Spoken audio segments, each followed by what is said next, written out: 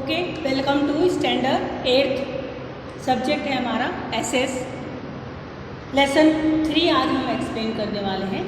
ठीक है, लेसन 3 आप ब्लैक बोर्ड पर देख रहे हैं कि Indian constitution, what is Indian constitution, और पार्ट 1 है। आज एक्सप्लेनेशन करेंगे हम। पहले तो हम कुछ इंडियन भारतीय संविधान, व्हाट इज भारतीय संविधान, भारतीय संविधान क्या है। The role which are made of running the government, government के द्वारा जो रूल्स होते हैं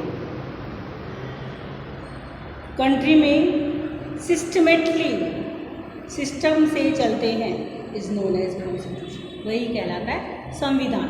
संविधान क्या है कि जो रूल्स जो है हम फॉलो करते हैं, सारे संविधान जो है। अभी आपको मास्क लगाना ज़रूरी है, ये रूल्स है। हेलमेट पहन करके जाना है, ये रूल्स है। अभी आपको सोशल डिस्टेंसिंग बनाए रखना है, ये रूल्स है। तो इन्हीं रूल्स को जो है हम क्या बोलते हैं, कॉन्स्टिट्यूशन, भारतीय कॉन्स्टिट्यूशन। और पूरे देश में किस तरह से आर्थिक व्यवस्था, अर्थव्यवस्था सब सिस्टम से चल रही है, सिस्टमेटिकली चल रही है, तो उसी को हम कॉन्स्टिट्यूशन बोलते हैं। तो इंडियन कॉन्स्टिट्यूशन में आज सबसे पहले हम इसके बारे में ही जानेंगे। यहाँ पे थेली, प्रियांशी और सचिन ये लोग क्या कर रहे हैं, are watching the final match of the world cup ऑफ 2011 on TV with their parents. अपने पेरेंट्स के साथ टीवी देख रहे हैं। एंड एग्जाइटिंग, मतलब बहुत एग्जाइट है। Match is going on between India और Sri Lanka. Who will win the world cup, कौन जीतेगा, इंडिया या Sri Lanka. Sri Lanka had put up the challenging target for India to achieve, but with the fearless batting on the Indian team. उस समय Indian captain था, India का captain था Mahendra Singh Dhoni. India won the world cup, वो world cup जीत गया। कब की बात है, 2011 की बात है। ओके, तो एवरीवन वाज रिजॉइसिंग और इन विक्ट्री। इस ऐतिहासिक क्षण को हर लोग जो है मजे ले रहे थे। Haley said her mother while watching TV, उसने अपने मम्मी से पूछा, हम टीवी क्यों देखते हैं। Mummy, the previous match between England और India result in the tie. पहले का मैच जो हम लोगों ने देखा इंडिया और किसका, इंग्लैंड के बीच में, वो तो टाई हो गया। तो व्हाट डज मीन, तो नीता बहन जो उसकी मम्मी थी वो बोलती है, daily for a popular game like cricket the ICC has systematically form the rules. ये रूल्स बनता है। टाई क्यों हो गया मैच इसलिए टाई हो गया कि दोनों जो है टीम ने रन बराबर बना दिया, क्योंकि जीतने के लिए एक टीम को रन एक ज़्यादा बनाना होता है, लेकिन एक कम बनाया, यानी कि दोनों ने सेम बना दिया, तो वो टाई हो गया match. Okay, that a tie in a match means the both of the team have a equal score. Even the game like football, hockey, kabaddi etcetera सब में ऐसे ही होता है। Have the own set of rules, ये rule है, हमारे rule हैं, अपने रूल है। If a game has so many rules, game में भी ढेर सारे रूल्स होते हैं। Then to run the administration of the populace nation we surely require well on. जो भी हम काम करते हैं, जो भी खेल खेलते हैं, जो हमारा प्रशासन जो है पूरे देश में चल रहा है, जो व्यवस्थित समुचित व्यवस्था की गई है, वो सब जो है एक रूल्स के थ्रू परफॉर्म किया जाता है। रूल्स बनाए जाते हैं। जैसे आपके तेजस स्कूल में भी काफ़ी ढेर सारे रूल्स हैं। आप जो है लॉबी में दौड़ नहीं सकते हो, आप बातें नहीं कर सकते हो, आपको क्लास में बिल्कुल शांत रहना है। तो ये सब जो है स्कूल के रूल्स हैं। तो ये स्कूल के भी रूल्स बनाए गए हैं, तो ही जा कर के आप जो है इस रूल्स को फॉलो करते हो। हमें भी रूल्स बताए जाते हैं कि आपको जो है बच्चों को सिस्टमेटिक ढंग से पढ़ाना है, आपको ये काम करना है, आपको क्वेश्चन आंसर्स लिखवाने हैं, आपको लेसन एक्सप्लेन करना है, उनकी वर्ड मीनिंग बतानी। तो ये सब एक सिस्टम से जो है हर एक काम होता है। तो हर एक काम एक सिस्टम से होगा तो ही तो हम काम कर सकते हैं। अगर कोई सिस्टम ही नहीं है, घर में भी तुम देखो हर चीज़ का एक सिस्टम है। घर में भी क्या सिस्टम है कि आप जो है घर में सुबह उठते हो, ब्रश करते हो, नहाते हो, धोते हो, नाश्ता करते हो। अगर ये सिस्टम आपका हट जाए, यानी कि सबसे पहले सुबह उठते ही पहले नाश्ता करेंगे, बाद में नहाया, फिर ब्रश किया, तो ये सिस्टम गलत है ना। क्योंकि घर का सिस्टम है कि हमें सुबह उठना है, पहले ब्रश करना है, फिर हमें टॉयलेट जाना है, फिर नहाना है, धोना है, फिर उसके बाद हम नाश्ता पानी कर सकते हैं। फिर उसके बाद दोपहर में मम्मी खाना बनाएगी तो हम खाना खाएंगे, फिर उसके बाद शाम को मम्मी तो चाय दूध देगी तो हम चाय पिएंगे। तो ये एक सिस्टम है। ये सिस्टम मम्मी ने बना कर रखा हुआ घर में कि हाँ आपको इस तरह से घर के अंदर रहना है। तो उसी तरीके से हमें देश में भी रहने के लिए सिस्टम बनाएंगे। हर चीज़ एक सिस्टम की, जहाँ पे भी अगर कोई गवर्नमेंट काम करना है, कोई गवर्नमेंट पेपर को हमें वेरीफाई करवाना है या आप लोग आगे बढ़ाना है, तो वो भी एक सिस्टम के थ्रू ही होता है, विदाउट सिस्टम नहीं होता है। तो पूरे देश का जो प्रशासन है, एडमिनिस्ट्रेशन है, वो एक सिस्टम के थ्रू।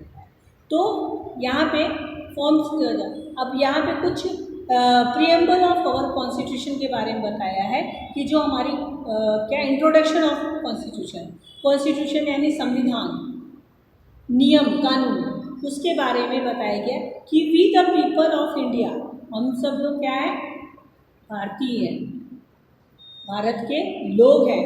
तो भारत के लोग हैं having solemnly resolved to constitution India into the sovereign socialist secular democracy। क्या हम लोग जो पीपल हैं इंडिया के, हैविंग सोलोमनी यानी सत्यनिष्ठ है, हमेशा सत्य पर चलने वाले हैं। हमने सत्य पर चलने का रिजॉल्व लिया है, रिजॉल्व यानी कि संकल्प लिया हुआ है टू कॉन्स्टिट्यूशन। हम अपने संविधान, अपने नियम के अंतर्गत हमने सत्यनिष्ठ होकर ये संकल्प लिया है कि इंडिया इनटू सोवरेन सोशलिस्ट और सेकुलर डेमोक्रेसी, इंडिया में जो है प्रभु को मानते हुए, ईश्वर को मानते हुए, समाज को मानते हुए, और हमें धर्मनिरपेक्ष होकर एक लोकतांत्रिक देश बनाना। क्या हमने माना हुआ है, हमने ये प्रण किया हुआ है कि कोई भी काम हम सत्यनिष्ठ होकर संकल्प लेते हैं। क्या संकल्प लेते हैं? टू सोवरग्रीन सोशलिस्ट सेकुलर डेमोक्रेसी, यानी कि हम ईश्वर को साक्षी मान करके ये संकल्प लेते हैं, सत्यनिष्ठ होकर, धर्मनिरपेक्ष होकर हम जो है एक लोकतांत्रिक देश बने, republic, and to secure to all its citizen, और हमारे जो देश के जितने भी नागरिक हैं वो रिपब्लिक रहेंगे, यानी कि आज़ाद रहेंगे और एक सिक्योर रहेंगे, उनकी सुरक्षा की जाएगी। जस्टिस, सोशल, इकोनॉमिक और पॉलिटिकल सब समान होंगे। जस्टिस होगा, सोशल इकोनॉमिक जो न्याय होगा वो भी न्याय सबको मिलेगा। सोशल इकोनॉमिक जितना जो कमा सकता है वो कमाएगा। एंड द पॉलिटिकल, राजनीतिक में भी जितने लोग जाना चाहते हैं, जो राजनीति करना चाहते हैं, यानी कि हमारा देश जो है डेमोक्रेटिक देश है, लोकतांत्रिक, सब लोग अपने लिए जीने के लिए स्वतंत्र है। लिबर्टी टू थॉट एक्सप्रेशन, यानी कि जो स्वतंत्रता है वो एक एक्सप्रेशन है, किसका? बिलीफ का, विश्वास का, फेथ का, एक दूसरे के प्रति विश्वास और वर्शिप, एक पूजा के थ्रू। तो ये स्वतंत्रता, thought of expression, liberty of thought of expression, belief, faith और वर्शिप। क्या है ये लिबर्टी? जो है स्वतंत्रता है, जो है वो एक सोच है लोगों के, उनके एक्सप्रेशंस हैं, बिलीफ, फेथ और worship. Equality of status and the opportunity, समानता, इक्वलिटी यानी समान, सबको एक समान दृष्टि से देखना, समानता जो है वो हमारा स्टेटस है और इसका ही अवसर सबको मिलता है। Equality of status and the opportunity, इसी का मौका सबको मिलता है, समानता होने का मौका। and the promote among the frequently fervently assuring the dignity of the individual and the unity and integrity of the nation, and the promote among all fraternity. हम लोग किसको प्रमोट करते हैं? भ्रातृत्व की भावना को, भाईचारे की भावना को। हम सब भाई भाई हैं, हम सब लोग भाई भाई हैं, यानी कि भाईचारे की भावना को हम प्रमोट करते हैं, आगे बढ़ाते हैं और एश्योर करते हैं।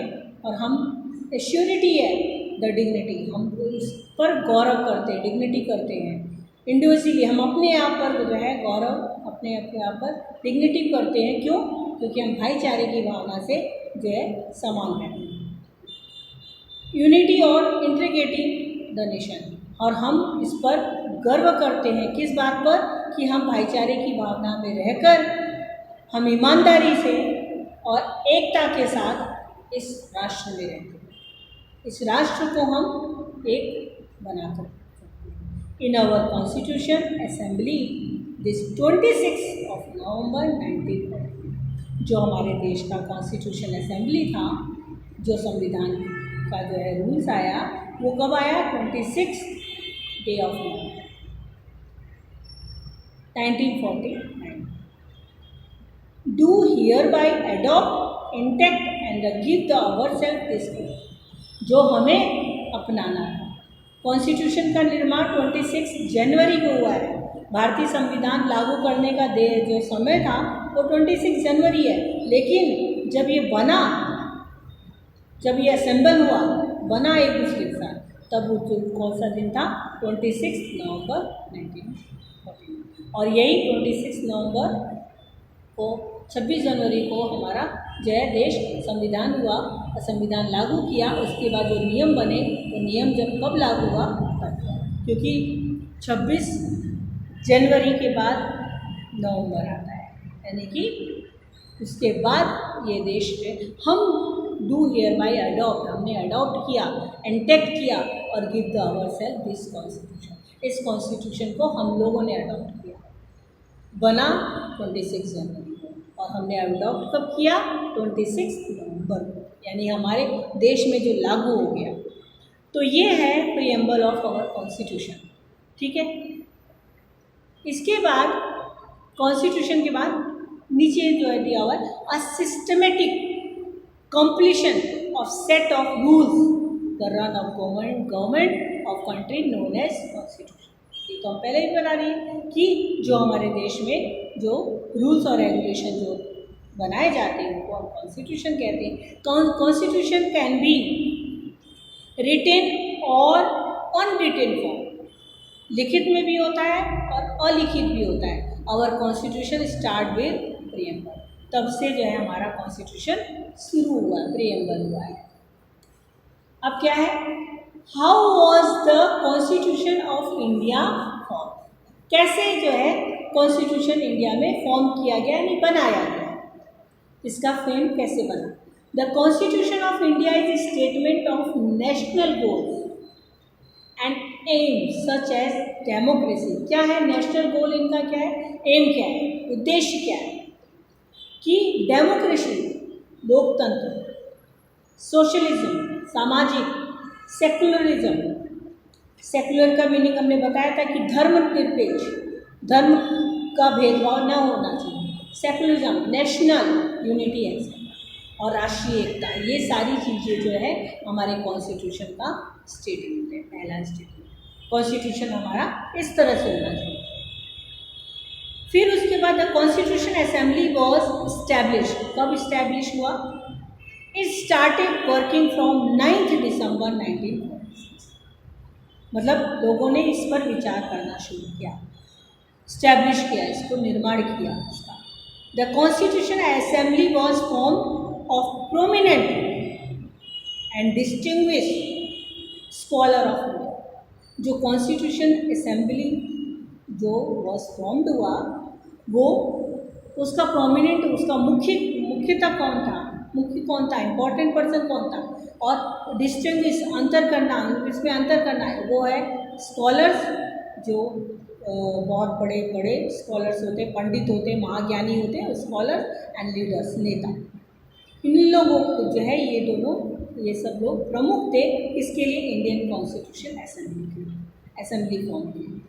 देयर पॉलिटिकल विजन, पॉलिटिकल की तरफ से देखा जाए तो एंड फोरसाइट उनकी तरफ से वॉज इनकरप्टेड, यानी कि भ्रष्टाचार न हो इन द कॉन्स्टिट्यूशन, इस कॉन्स्टिट्यूशन में कोई भी भ्रष्टाचार न हो। Leaders like Jawaharlal Nehru, doctor Rajendra Prasad, Sardar Patel, Maulana Abul Kalam Azad और श्याम प्रसाद मुखर्जी, सरदार वल्लभ भाई Patel and etcetera is provided the guidance, इसको आगे बढ़ने के लिए, इसको प्रोवाइड करने के लिए अपने अपने उन्होंने गाइडेंस किया, यानी इसको गाइड किया, उसको दिशा निर्देशित किया। Frank authority represented the Anglo Indian community, जो फ्रैंक अथॉरिटी थी उन्होंने जो है क्या रिप्रेजेंट किया, एंग्लो इंडियन कम्युनिटी का। And HP Modi represent the Parsi community. The committee had various constitution scholars like Aladi Krishna Swamy, lawyer Dr. B.R. Ambedkar and K.M. Munshi, यानी ये सब लॉयर थे जिन्होंने कमेटी को एट वेरियस कॉन्स्टिट्यूशन स्कॉलर, जो यहाँ के ढेर सारे जो स्कॉलर्स थे, जो पंडित लोग थे, इन्होंने इसको और आगे। देयर वर फीमेल मेंबर्स, उसमें फीमेल मेंबर्स भी कौन थे, Sarojini Naidu, Vijaya Lakshmi Pandit, doctor Rajendra Prasad was elected as the president of constituent assembly, यानी कि डॉक्टर राजेंद्र प्रसाद सबसे पहले जो है इलेक्टेड हुए थे, प्रेसिडेंट राष्ट्रपति बने थे कॉन्स्टिट्यूशन असेंबली के, यानी कि भारतीय संविधान में जब लागू हुआ तो सबसे पहले डॉक्टर राजेंद्र प्रसाद हमारे देश के राष्ट्रपति। There were number of sub committee, उन्होंने नंबर सब कमिटी और to take care various accepted of the constitution. The drafting committee which has headed by the doctor B.R. Ambedkar gave the constitution. अभी आप देख रहे हो सीरियल भी एक आता है B.R. अम्बेडकर का, स्टार भारत पे शायद या कलर्स पे ऐसे कुछ है, उस पर आता है, तो उस जो है उन्होंने कि डॉक्टर B.R. अम्बेडकर जो है एक नीच जाति के लोग उसमें थे, यानी कि वो बहुत ही लोअर कास्ट के थे, तो उनको पहले ज़माने में लोअर कास्ट लोगों को आगे बढ़ने का मौका नहीं दिया जाता, लेकिन इन्होंने बहुत फाइट किया एक आगे बढ़ने के लिए और अपनी जाति को आगे बढ़ाने के लिए इन्होंने बहुत बड़ा फाइट किया। तो doctor Ambedkar gave the constitution it's final shape. सोचो, संविधान को एक फाइनल शेप देने के लिए डॉक्टर B.R. अम्बेडकर, जिन्होंने बहुत स्ट्रगल करके वो एक लॉयर बने और उन्होंने वो फाइनल शेप दिया उसको।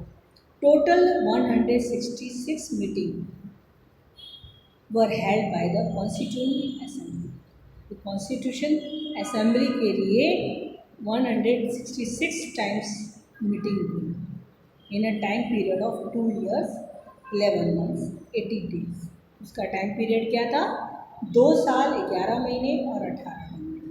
On 26 November 1949 the committee pass, उस दिन कमेटी पास की गई कॉन्स्टिट्यूशन का, विच वॉज एनफोर्स द 26 जनवरी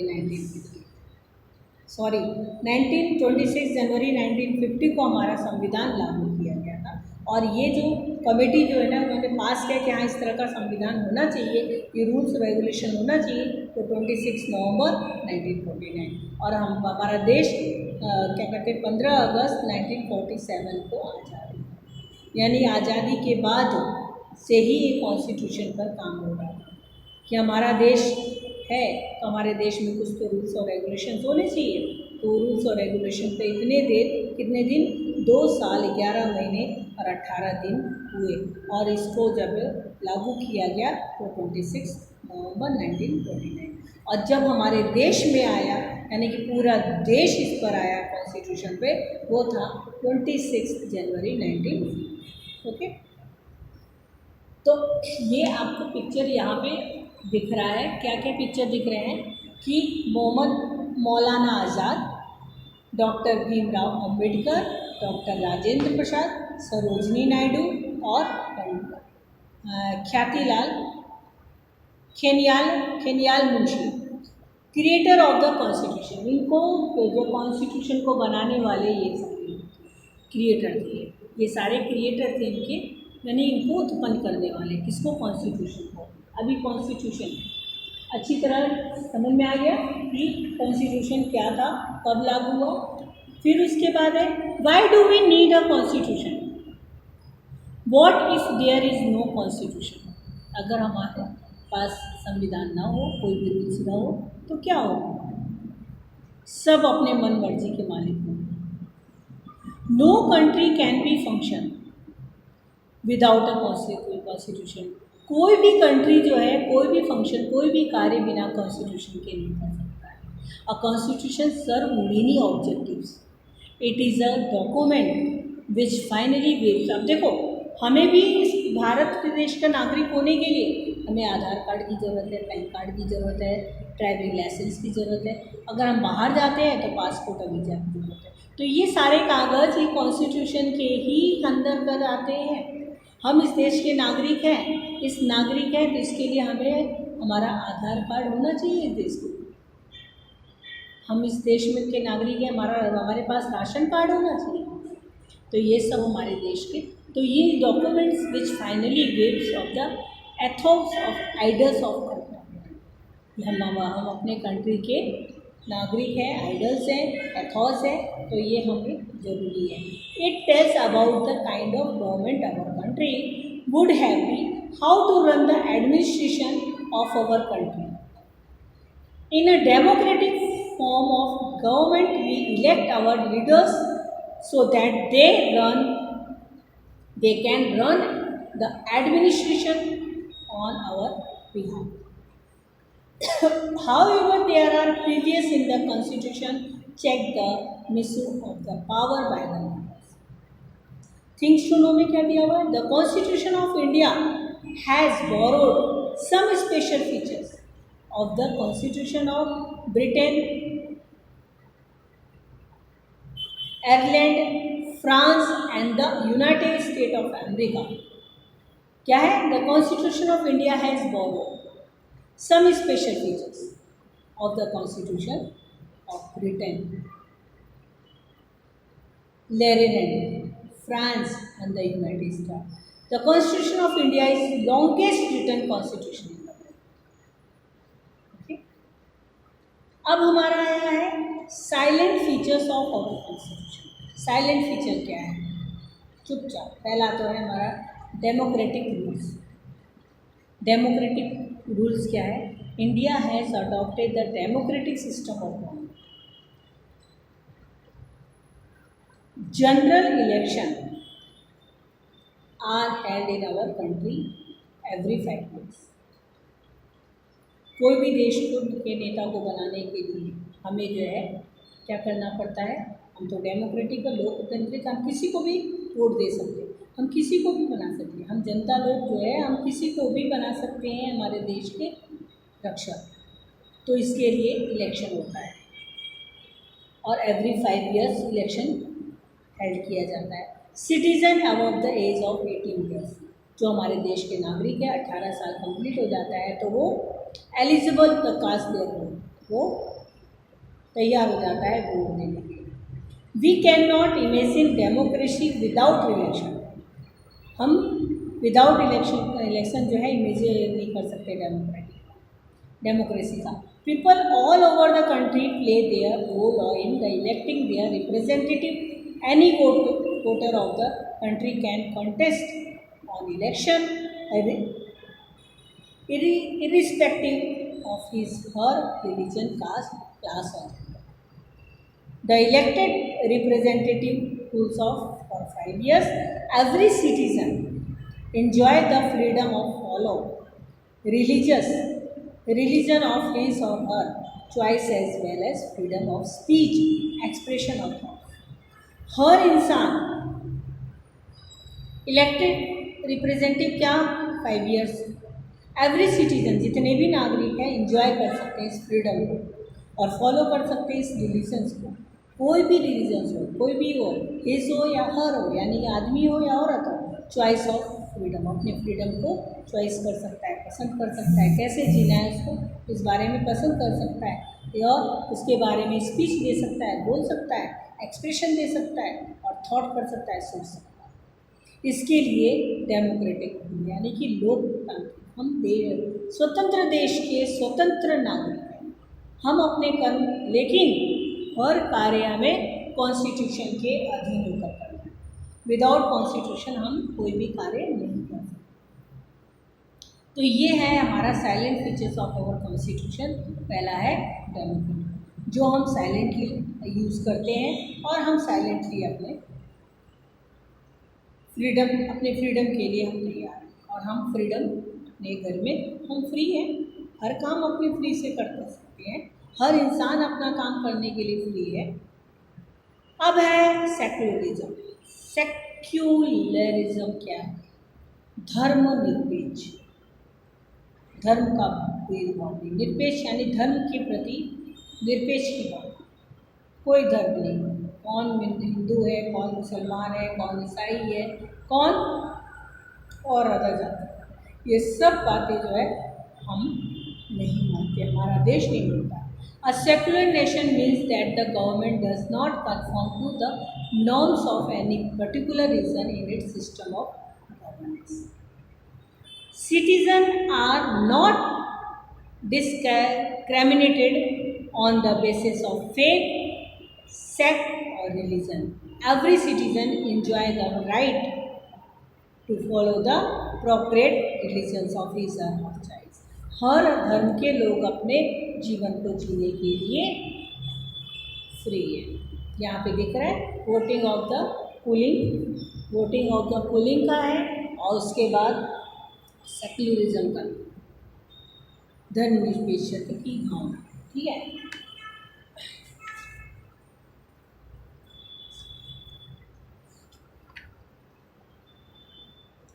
अब उसके बाद रिपब्लिक आया है, फिर फंक्शन ऑफ गवर्नमेंट। रिपब्लिक वाला आप देख लीजिए, सेंट्रल क्या है? Central government. सबसे पहले सेंट्रल गवर्नमेंट रिपब्लिक क्या है कि प्रेसिडेंट होता है, फिर लेजिस्लेचर होता है, एग्जीक्यूटिव होता है, जुडिशरी होता है, पार्लियामेंट होता है, प्राइम मिनिस्टर, फिर सुप्रीम कोर्ट, लोकसभा, राज्यसभा, ये सब चीज़ें आप लोगों ने 6th स्टैंडर्ड में पढ़ चुके हैं।